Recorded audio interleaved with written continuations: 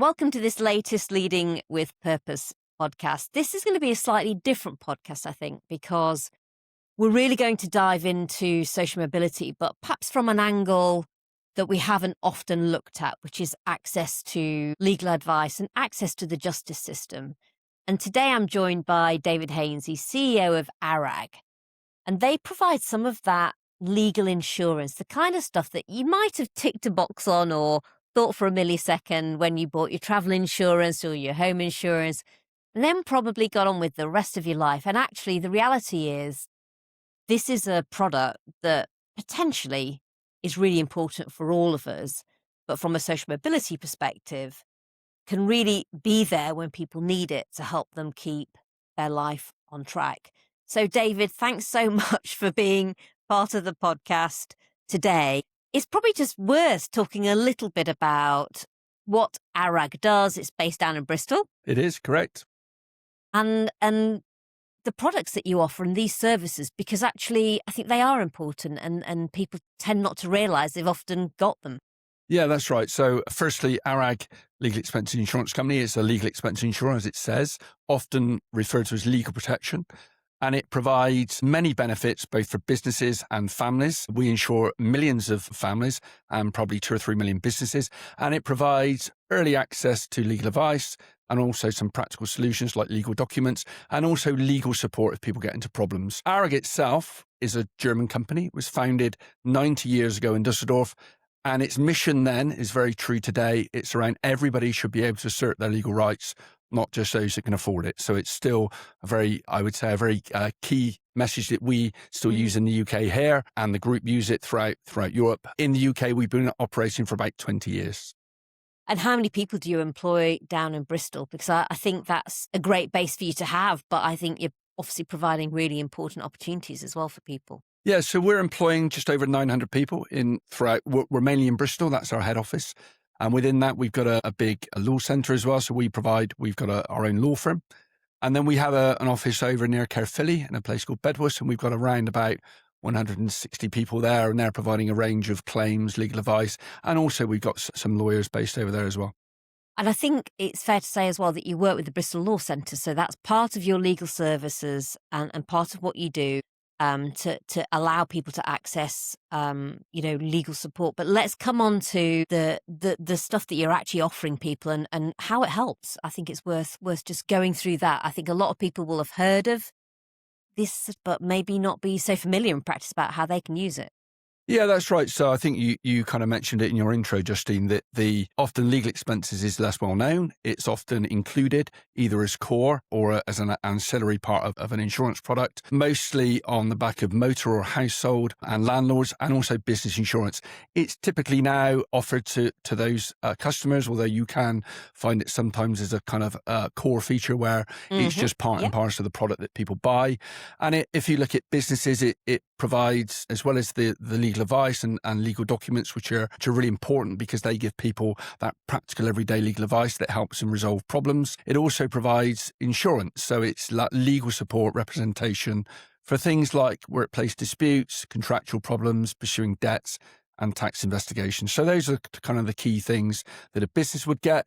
If you then look at what families would get, they would get typically consumer problems, so buying and selling goods, services, holidays that have gone wrong, also workplace disputes. So we're then on the other side helping employees if they have a problem at work, and also if they suffer an injury or they're a victim of a medical negligence, things like that. So those are the typical things we cover for businesses and for families. We also cover landlords as well, if they have disputes with tenants.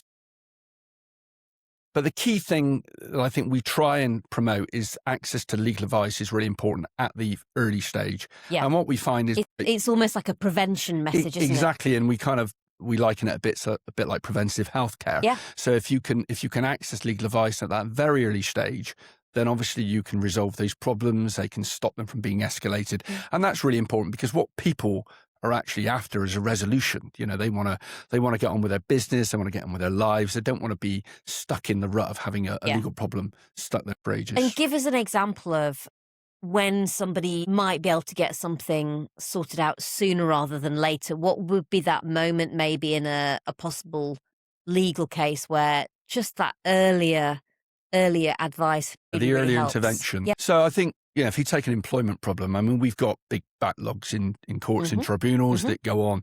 We've seen dates being given for 2 years in advance. So if you have, I mean, it works on both ways. You've got an employer who's got a disgruntled employee, and if they're going to have to wait 2 years to get that resolved, that's a long time on both Mhm. sides. Mhm. And I would say it's also more probably for the individual that Yeah. can't move on. So everyone wants to move on with their lives. So by having legal advice and by having legal support, we can get that early into. We can actually try and seek some early resolution, bring both parties together, and often by having legal expenses, that means that the other side, the other party, realizes that they can't let this thing roll on because they're going to run out of money. So it's a useful tool to have. And it does mean that we can kind of put people on that equal footing, Mhm. and it can help speed up that result, because people, if a business is thinking that they can just keep someone hanging on Yeah. because they're going to run out of money, then that won't be the case. But I think, the key thing for us is to actually mediate, get those two sides together and Yeah. see if we can find that resolution. Part of the service that you offer, when you said, and we've got our own law service, that's how they would Absolutely. get involved. Absolutely. I mean, the key thing is early practical legal advice to bring those parties together, or to actually give some advice and to stop that problem reaching the courts. We don't want to get to court. That's going to Mm. take a long time. Mm. The courts don't want us to get there because they're already, inundated with lots of cases. The sole purpose is to try and resolve those problems as soon as we can. Employment's a good one. Neighbour disputes is another good one. We see lots of horror stories. You probably read them in the press, Yes. where parties Yeah, get yeah. together And tens of thousands of legal costs later, a fence gets moved that's a right, metre. exactly. And so that costs 10, exactly as you said. So it's all around bringing parties together, or trying to resolve that problem as early as possible, as quickly as possible. Individuals want to get on with their lives. Businesses want to get back to work. They don't want to be stuck in a rut of having a Mm. legal problem, hanging over them for, years to come. How for the employee? So I can see how buildings and contents insurance, so you've got your legal expenses part of that, or the protection. For an employee, what's the kind of insurance product that might be bundled into that they don't really know much about, or that they're not aware?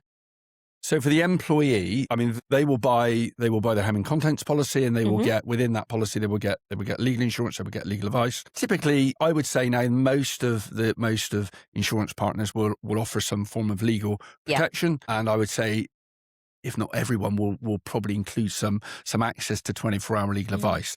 And within that product, they will get access to not just the legal advice and some really useful legal documents that people can log on to a website, and they can download documents that will enable them to write their own letters. They can draft things like agreements. They can, if they're a landlord, they can draft tenancy agreements. But if you just come back to the employee, they will get representation to pursue claims if they get unfairly dismissed, wrongfully selected for redundancy, Mhm. or have any grievance in work. And that Yeah. is really where I think the cover comes into its own, because someone can have a problem in work, they can seek legal advice Yeah. from us, and we can tell them whether they have a case or not. And that's the other thing I think that's really important Yeah. with the products that we provide, is that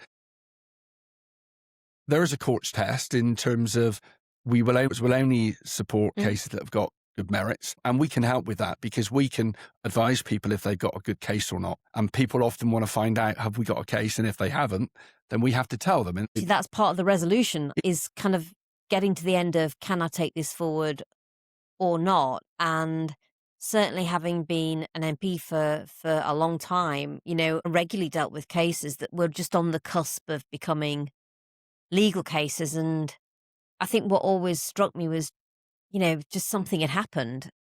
And then the next thing, this whole process starts. And actually, if people could get good advice early, then it was so important for them to not. It wasn't just about the money, it was about the stress, the well-being, all of the stuff that goes alongside a legal case. exactly. And I think that just by getting that advice, if someone's being told that they don't have a case, but we give them some advice about how best they might be able to resolve it in any event, and they might be able to get something or get some compromise, then that's helpful advice. Because otherwise, if they went on their own, they would end up sometime down the line with a lot more stress, still with no resolution. So that's a really important feature that these products provide is giving that advice up front on the merits of the case. And also the good thing for the justice system, it keeps cases that haven't got merits at the system. The system's already got enough cases in there. Us giving the advice and hopefully resolving those problems early means that the system can deal with those cases that are meritorious or that are, aren't going to be settled at the early stage. And one of the things we've talked about in the past has been what this is like in other countries. So actually, for other places, is it pretty routine to get this legal insurance, essentially, that covers anything that might happen, not just within a particular other product? And that's actually quite a well understood product. Whereas here in the UK, I think people have seen it, but almost not clocked what it means for them. I think we as a business and I think as an industry, we need to do more to make people aware of these products. Yeah. So we're working really hard. I mean, everything, I think, as I've mentioned, and nearly everything we sell are through other business partners, insurers and brokers and MGAs, etc. And it's upon us, I think, to make those business partners aware of exactly what these products cover and make sure that they make their clients aware so that their clients, when they're buying these coverages, they're understanding exactly what they've got and also how to use them. And that's the key thing. We are working really hard with our business partners in terms of the training and what other features we can put within their documentation and products and how they promote it to their customers to make sure that customers are aware and most importantly know how to use it. I mean, you made the reference to other countries. In Germany, it's a good, I mean, they have a penetration rate that's slightly higher than the UK, not by huge amounts that some people might think. But it's a standalone product. And so everyone's aware of it. It's bought as commonly as other home insurance and other forms of insurance, pet insurance, etc. So it's not sold as a kind of ancillary generally. It's normally a standalone product that's sold by agents. And so people are very aware of them. They're very aware of the usage. But of course, with that, they're much more expensive. But I think a success for us would be to increase the awareness, increase the usage, and if that means that we charge a bit more premium, but of course it's better protection, it's better outcomes for the customer, and we're covering more of their problems and we're helping customers, and that's really a key focus for us going forward. And I think one of the things we really wanted to get to through all of this Purpose Coalition work with ARAG was also certainly to help MPs and MP officers understand the provision that's already often there for their constituents, but they and their constituents may just be completely unaware just how much support is out there. And I can honestly say, I think as a local MP, I did my surgery every single week, it didn't matter how busy it was. And I think had I been maybe more aware of this, I would have more regularly found out. I would have asked people whether they had any insurance embedded, somewhere within the products that they'd got. Whereas I think really most MPs are probably just unaware. I mean, you end up being such a generalist that it's not necessarily obvious to MP officers and the teams. There are amazing people in those teams. I certainly had this fantastic team that really work hard to make sure that everybody gets a high quality response and support. But actually what you really want to do is help people. And so it's more than just, oh yeah, we've got back to so-and-so at this address. Actually, you want to have resolved the issue. And I think what we want to try and do through all of this work is at least help raise that awareness with MPs about there's a thing here that might be of help to them and the constituents that they represent. Yeah. I mean, I think without doubt, we have a gap between those that can take or make use of a legal aid, and then we have the very wealthy that perhaps don't need it anyway. So there's a big gap, and we call it the justice gap. So I think we admit and we readily accept. I think we can't be all things to all people, but we are really looking to at least educate people and make people more aware of what we can do and what we do as a market, not just ARAG, but what the market provides as a whole. I would think as a market, we're insuring probably, I think it's over 10 million families, probably 10 to 15, as a market must be 10 to 15 million households. Yeah, so which makes sense, actually. That's a big slug of households.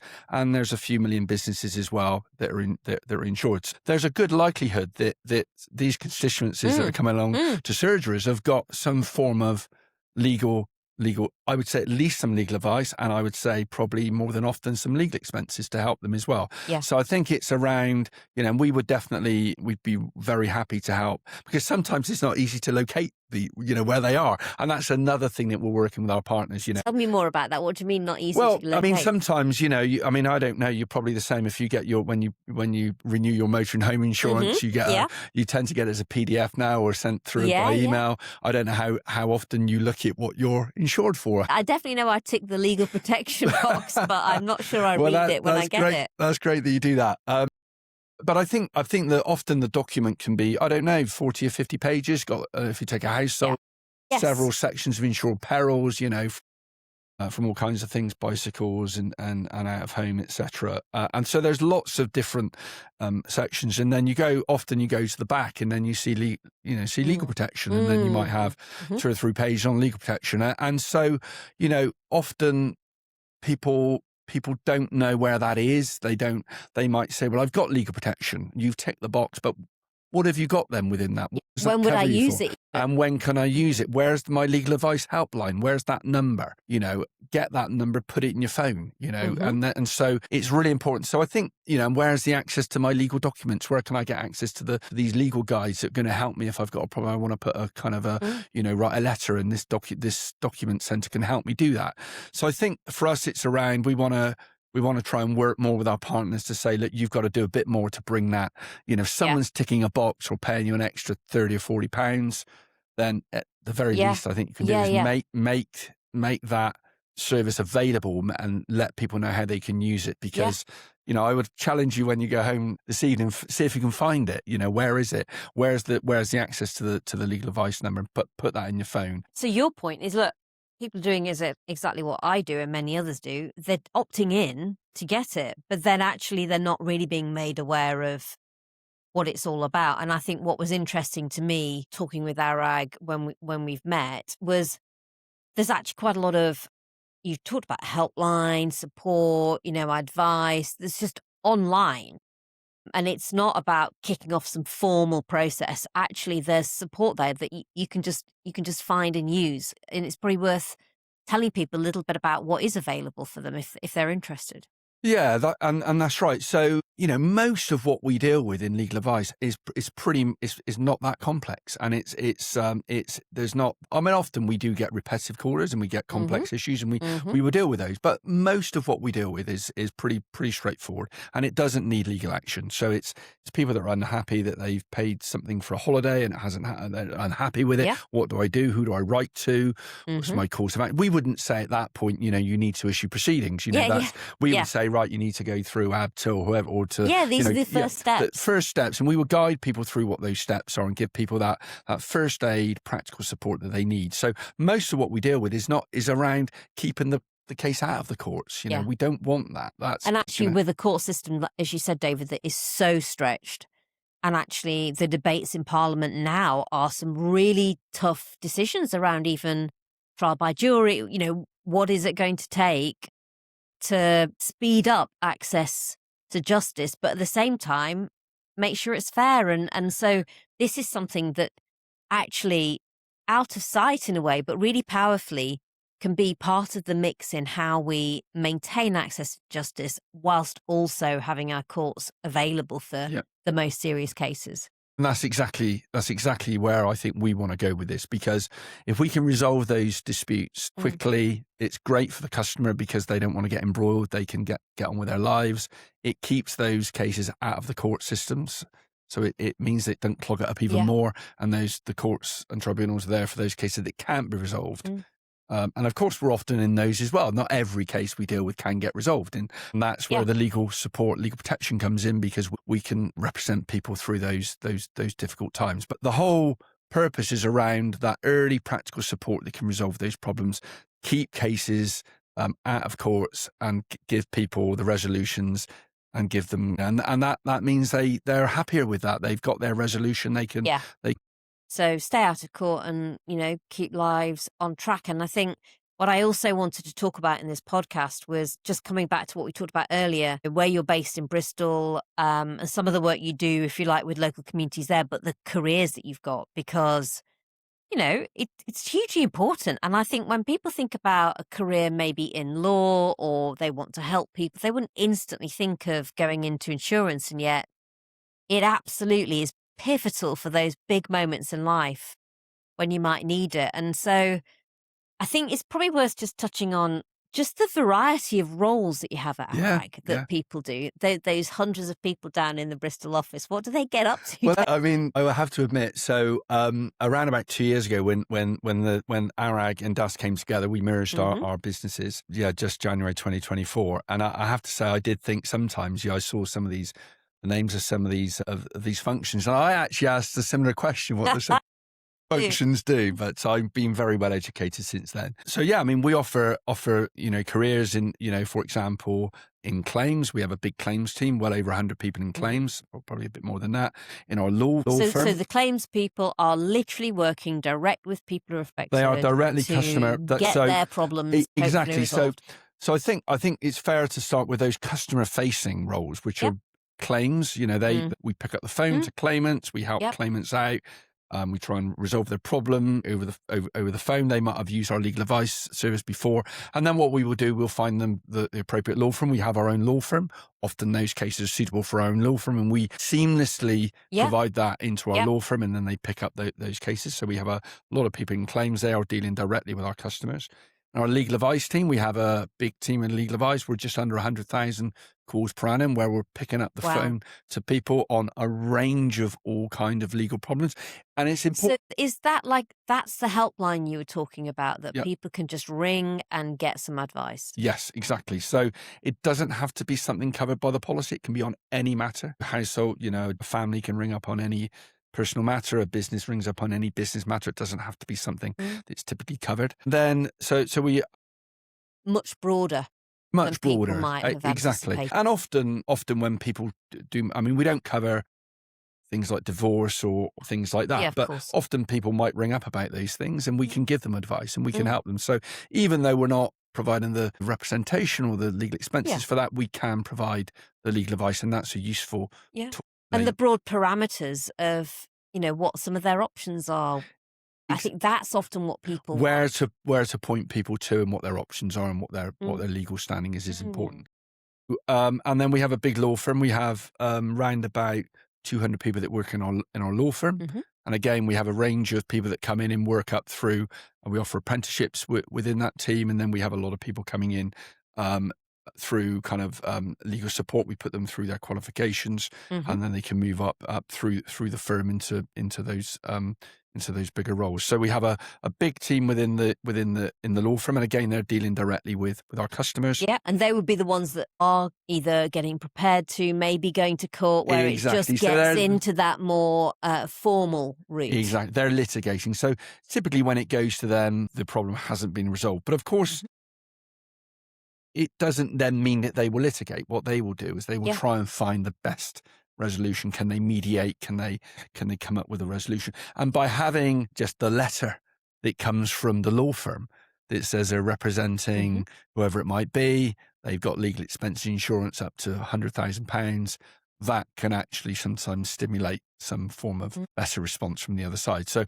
think just having that show the seriousness that we're serious, we're not just going to cave in. So we have a lot of people coming into our law firm, and there's law firms growing, so a lot of opportunities within that firm. And then we have other things. My background as well was underwriting, that's pricing, and we take people through. We take people from all walks of life, school leavers, people that have left the university. So that's the actual insurance business, and it's easy 100%. Talking about access to law, that it almost feels like that's if you like, the outcome.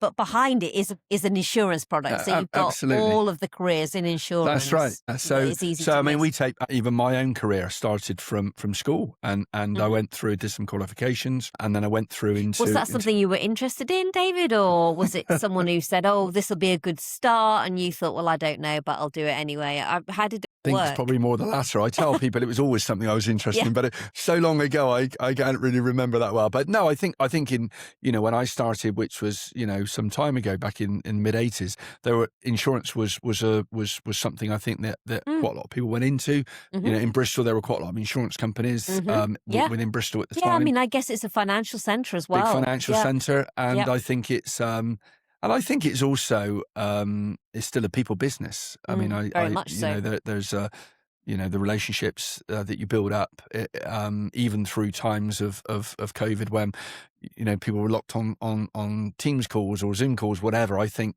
there's still people couldn't wait to get back out there, and the city's buzzing.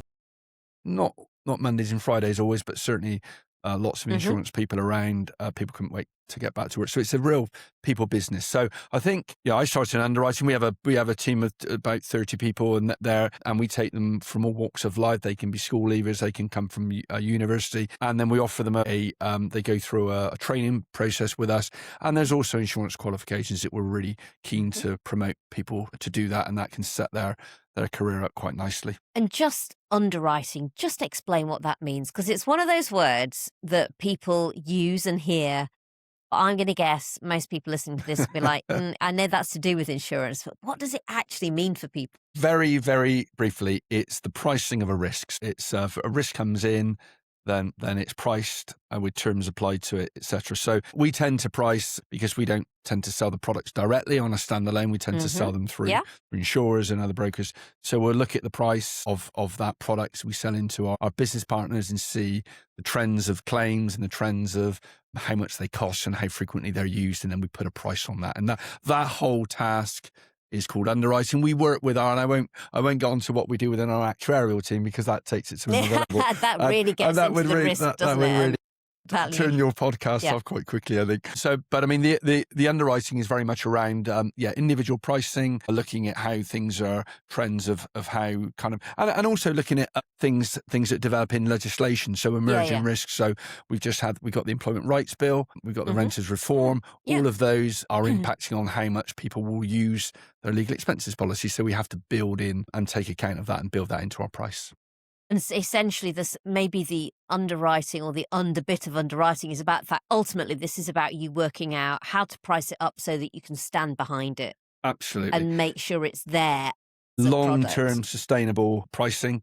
So it's not around trying to, price it that you get loads of business in, and then the next day you say, well, actually, we can't do it that price and we're gone tomorrow. Long-term, I mean, as I said to you earlier, the group has been around for 90 years. We've been in the UK for 20 years.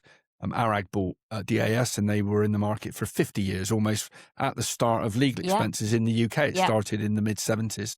We've been around a long time, and we intend to be around a long time going forward. So it's not around making a quick buck or pricing something that's not sustainable. But the other thing is, what we do want to do is we do want to promote usage and awareness, and we do accept that with that becomes, the claims frequency will increase.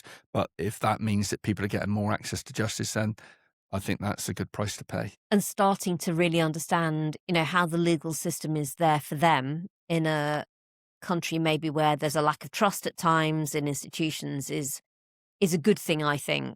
As I said, as an MP, I often saw people whose lives were off track because they hadn't been able to get the right advice at the right time. And I think it's just a fact of life that sometimes that advice people will need is legal advice. It's technical legal advice, and being able to access it effectively is really, really, really vital and important for them. I guess my final question is really, where do you go next? I mean, I think for insurers, especially as a sector, I mean, we only have to switch on the TV to see the risks and how they're changing and all of that. But how do you see, what your offer is developing in the coming years? Clearly, for now, the big push is helping people understand what it is. But do you think we'll ever get to a position where people buy it standalone and it becomes much more mainstream that way? Yeah, it's difficult because obviously the way the market's been framed, if you like, is that within a lot of the core products now within your home or your motor or your business insurance, it's already there.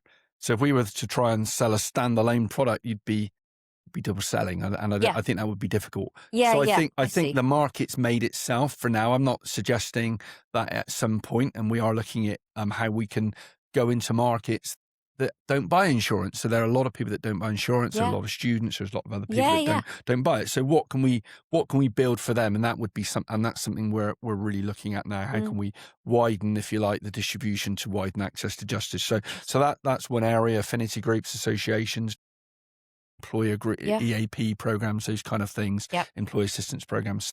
So that's one thing. Going back to the mainstream of how we sell it, I think we are where we are to a large extent. Increasing awareness, early resolution, increasing people's knowledge of how they can use it, maybe looking at how we can widen covers to cover more things and actually Mm. give better Mhm. outcomes to customers. That's Mhm. definitely something we're Yeah. going to look at. So I think